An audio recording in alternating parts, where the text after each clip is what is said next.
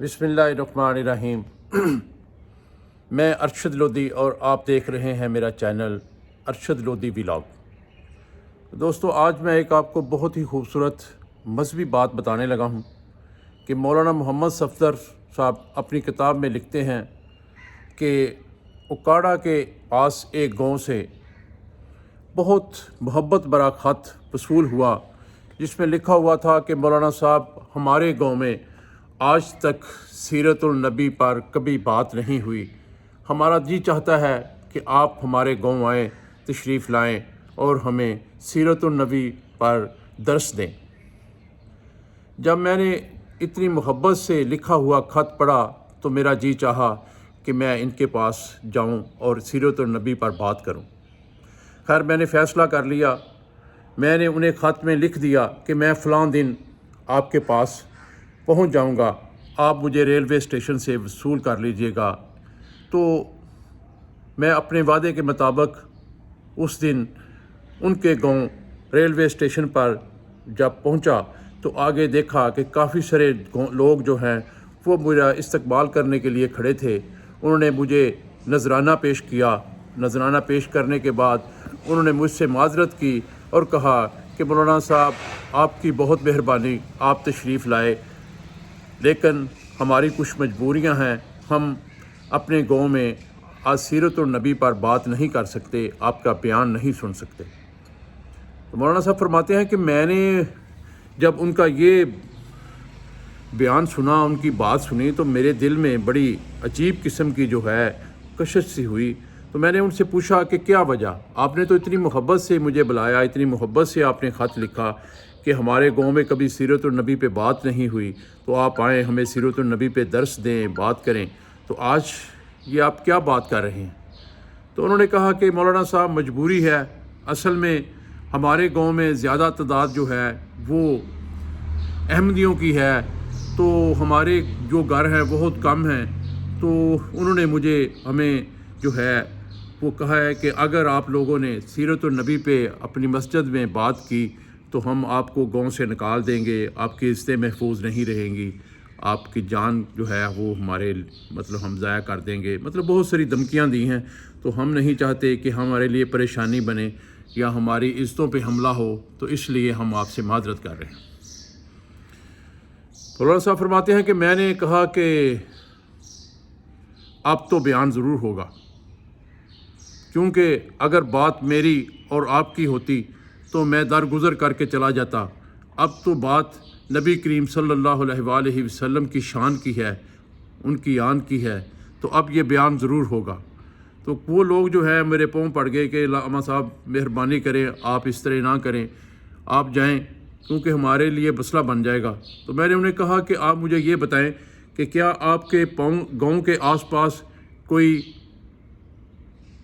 डाकू, कोई बदमाश, कोई रस्सागीर, कोई ऐसा आदमी है? तो उन्होंने कहा, हाँ जी है, बिल्कुल, ये गांव के साथ ही थोड़ी दूर एक नूरा डाकू रहता है। वो उसका असर रसूख बहुत ज़्यादा है, लोग उसके खौफ से डरते हैं, कोई भी बंदा जो है ना उसके आगे बात नहीं कर सकता। तो मैंने कहा कि ठीक है, आप मुझे उसके पास ले चलें।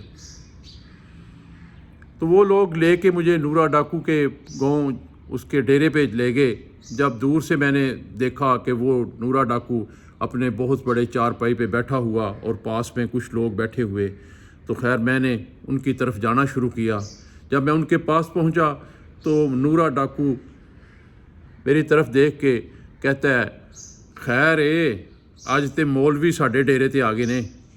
खैर मैंने आगे बढ़ा, मैं आगे बढ़ के उससे सलाम किया। मैंने कहा कि बात असल में ये है कि आज नबी करीम सल्लल्लाहु अलैहि वसल्लम की शान की बात आ गई है, उनकी आन की बात आ गई है, तो मैं इसलिए आपके पास आया हूँ कि उनकी इज़्ज़त पे हरफ ना आए, उनकी शान में कोई गुस्ताखी ना हो।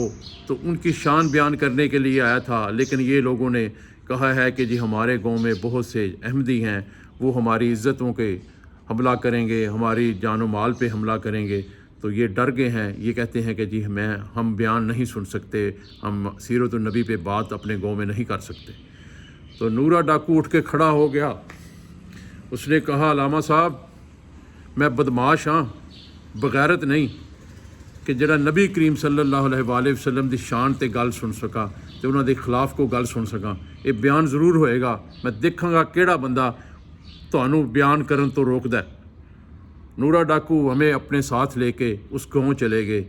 कोई 1.5-2 घंटे 2.5 घंटे तक बयान होता रहा और नूरा डाकू हमारे लिए पहरेदार बन के खड़ा रहा और सीरत नबी पे बात होती रही और वो सुनता रहा। जब बयान ख़त्म हुआ तो नूरा डाकू ने इजाज़त चाही और वो चला गया और उसने ऐलान किया, लोगों को कहा कि अगर किसी ने मुसलमानों पे की तरफ ऊंची आंख से देखा तो ये जहन में रख लीजिएगा कि वो आंख उनके साथ सलामत नहीं रहेगी। मैं उनकी आंखें निकाल दूंगा, मैं उनकी टांगें तोड़ दूंगा जो बंदा मुसलमानों के तरफ किसी ने कोई हरकत करने की कोशिश की। खैर वक्त गुज़र गया, मैं वापस आ गया। लोगों ने बहुत एहतमाम किया हुआ था, तो इस तो एहतराम भी किया। मैं चला आया वापस। कोई 1-2 साल के बाद मेरे घर का दरवाज़ा खटखटाया। मैं बाहर निकला तो आगे एक अमामा बांधे हुए, दाढ़ी रखी हुई एक लंबा नौजवान जो है वो खड़ा था। उसने मुझे झुक कर सलाम किया। तो मैंने जब उससे नाम पूछा तो उसने कहा, मौलवी साहब मैनू पछानिया नहीं, मैं नूरा डाकू हाँ।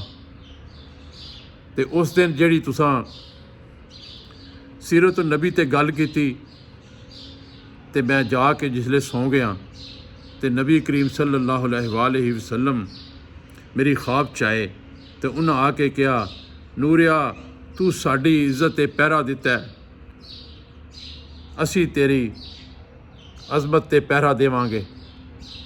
आज तो पहले तू जो भी गुनाह किते ने असां तेनू माफ़ कर दिते ने। क़यामत दे दिन असी तेरी गवाही देंगे, तेरे सारे गुनाह माफ़ कर दिते ने। जिस वेले कहंदे है मैं खल सुनी, मेरिया अखां खुलियां रह गईयां। मैं उठिया तो उस दिन तो बाद मौलवी साहब ए मामा ते ए दाड़ी ते मस्जिद ते नमाज़ां मेरा वतीरा बन गया है।